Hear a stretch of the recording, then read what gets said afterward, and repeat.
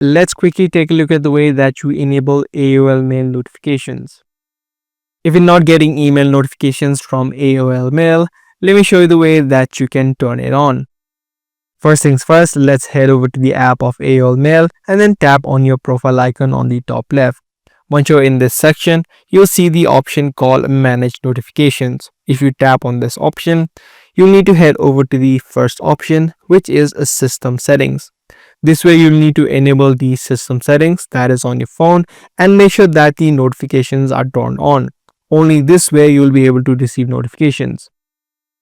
So if that was turned off for you, as soon as you do that, you'll start to receive notifications or get notifications on your AOL mail.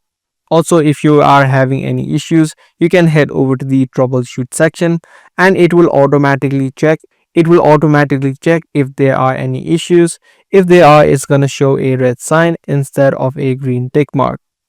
If yours shows a green tick mark as well, it means that all notifications are now enabled. Also, you can make sure that all messages and features are selected instead of none or just the message categories as well. This way, it will make sure that all of the notifications inside of the mail will be received on your phone.